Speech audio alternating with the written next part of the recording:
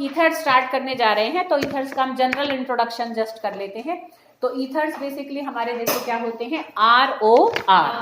तो दोनों तरफ ही हमारे इसमें क्या होंगे, R। ठीक है, तो ये बीच में ऑक्सीजन, और अगर R सेम भी हो सकते हैं, दे कैन बी डिफरेंट। ठीक है, अब जैसे देखो मैं एक एग्जांपल लिख रही हूँ, यहीं से मैं इसका तो मैं नॉमेनक्लेचर बता देती हूँ, कर चुके हैं वैसे तो खैर हम नॉमेनक्लेचर। तो इसमें जो R बड़ा होगा उसको तो एल्केन की फॉर्म में लिखते हैं, और जो R छोटा होगा उसको एल्कोक्सी की फॉर्म में लिखते हैं। ठीक है, जैसे ये हमारा छोटा है और यहाँ ये बड़ा है, तो इसका नाम बनेगा मिथॉक्सी, बोलो आगे, ठीक है, तो दिस इज मिथॉक्सी इथेन। ये तो IUPAC नेम। कॉमन सिस्टम में हम इनको कैसे लिखते हैं, दोनों को ही एल्काइल की फॉर्म में लिखेंगे और अल्फाबेटिकल ऑर्डर में। जैसे ये मिथाइल है और ये इथाइल है, तो इथाइल मिथाइल ईथर ऐसे करके हम इनको कॉमन सिस्टम में लिखते हैं।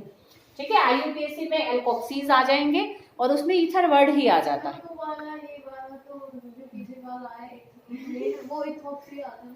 नहीं, जो हमारा छोटा है वो हमारा एल्कोक्सी की फॉर्म में आएगा, जो बड़ा है वो एल्केन की फॉर्म में आएगा, तो हम मिथॉक्सी इथेन। ये तो हुआ IUPAC name. But common system में हम ऑक्सी नहीं लगाते हैं, कॉमन सिस्टम में दोनों को ही एल्काइल की फॉर्म में लिखेंगे और उनको फिर अल्फाबेटिकल ऑर्डर में लिखेंगे। अगर अलग अलग है, सेम होंगे तो डाई लगा कर लिख देते, भाई दोनों मिथाइल होते तो डाई मिथाइल ईथर। ठीक है, हाँ ईथर वर्ड तो आएगा, ईथर वर्ड ही उस कॉमन सिस्टम में उसको पहचान करवा। ईथर तो बेटा उसकी पहचान है ना, जो एल्काइल ग्रुप्स हैं वो अलग अलग हैं, तो उनको हम कैसे शो करेंगे, उनको अल्फाबेटिकल। ईथर तो उसके बिल्कुल लास्ट में आएगा ही आएगा, एक तरीके से उसकी पहचान है वो तो। ठीक है, उसको वो कोई ग्रुप नहीं है वहां पर, तो यहाँ पर इसका नाम क्या आ जाएगा बेटा, क्योंकि जब कभी भी बेटा हम अल्फाबेटिकल ऑर्डर देखेंगे तो सेम चीजों में देखेंगे ना, कोई अलग चीज को बीच में नहीं डाल सकते। तो ये हमने ईथर का नॉमेनक्लेचर देखा।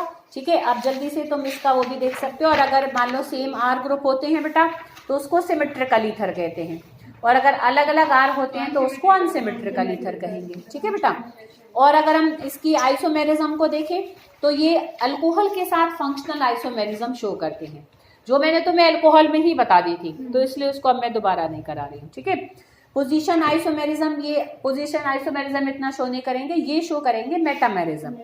मेटामेरिज्म देखो बेटा क्या होता है कि दोनों तरफ कार्बन एटम्स का नंबर हमारे दो अलग अलग कंपाउंड में अलग अलग हो। देखो बेटा जैसे एक तो मैंने ये ईथर बनाया, इसका क्या नाम है देखो बताओ, और एक मैंने ये ईथर बनाया, तो बताओ इन दोनों में फर्क दिख रहा है तुम्हें? yes, दोनों में ही टोटल 4 कार्बन है, बट ये हमारा डाइथाइल ईथर है, इथॉक्सी इथेन कह। ठीक है, ये हमारा क्या है, मिथॉक्सी प्रोपेन या मिथाइल प्रोपाइल ईथर। ठीक है, समझ में आ रही बेटा बात? तो ये ऐसे हम आइसोमर्स को मेटामर्स कहते हैं, in which on the both sides of functional group number of carbon atoms are different. ठीक है, दो अलग अलग कंपाउंड में इसके दोनों तरफ दो दो हैं और इसके दोनों तरफ 1 और 3 है, तो ऐसे कंपाउंड्स को, ऐसे आइसोमर्स को हम मेटामर्स कहते हैं। ठीक है बेटा, चेन आइसोमेरिज्म ये शो करेंगे, जैसे इसमें भी शो हो रहा है कि मेन चेन में इसमें 3 कार्बन और इसमें मेन चेन में 2 कार्बन एटम्स हैं। ठीक है बेटा, क्लियर? तो ये इसका आइसोमेरिज्म था। और अगर हम इसके मेथड्स ऑफ प्रिपरेशन को, पहला को अगर तुम देखना चाहो तो ऑलरेडी तुम कर चुके हो बेटा, विलियमसन सिंथेसिस। ठीक है, करा था ना हमने अल्कोहल में। ध्यान करो कि अल्कोहल हमारा, अगर मैं इसमें क्या डालूं, Na डालूं, तो यहाँ पर हमारा क्या बन जाएगा, ये सोडियम एल्कोक्साइड्स बने थे। ठीक है ना, इस तरीके से। और फिर इस सोडियम एल्कोक्साइड में क्या डाला था बताओ, बता दोगे तभी छोड़ दोगे, नहीं तो अभी और पढ़ाऊंगी। सोडियम एल्कोक्साइड में क्या डाला था बेटा जो ईथर बन जाएगा, बताओ? ये तुम्हारे हेलो एल्कीन में भी आया है रिएक्शन, ये अल्कोहल में भी आया है, और अब ईथर में आ रहा है, क्योंकि ईथर तो बन ही रहा है। एल्कोहल तो डाल लिया, एल्कोहल से तो सोडियम एल्कोक्साइड बना लिया, अब और कौन सा बचा है? 3 ही तो पढ़े हम अभी तक।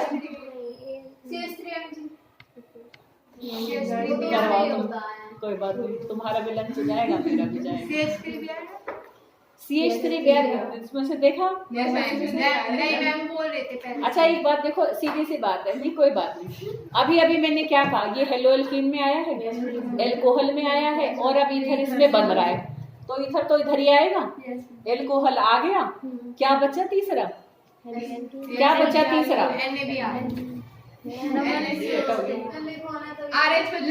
नहीं लिख रहे, तो मैं हाथ तुम्हारा दिमाग चलाना है।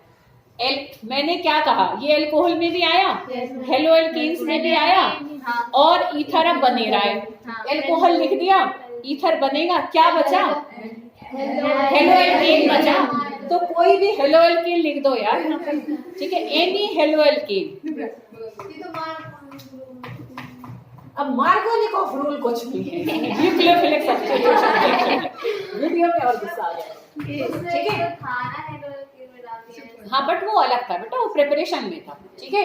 तो ये हमारा सोडियम एल्कोक्साइड है, ठीक है, और ये हमारा क्या है, एक हेलोएल्केन है। सोडियम एल्कोक्साइड एल्कोहल से बनेगा, ये समझ लो। ईथर विलियमसन सिंथेसिस में उसी से बनता है जो तुमने पहले दोनों पढ़ लिए, एल्कोहल पढ़ लिया, हेलोएल्केन पढ़ लिया, ठीक है।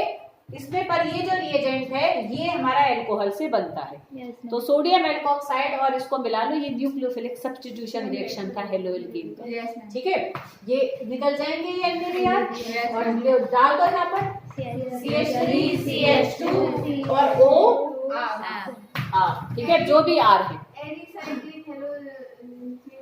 नहीं वो ये नहीं है बिल्कुल, एलिसाइक्लिक हेलोजिनेशन नहीं, वो तुम्हें बेशक याद आ रही है बट ये वो नहीं।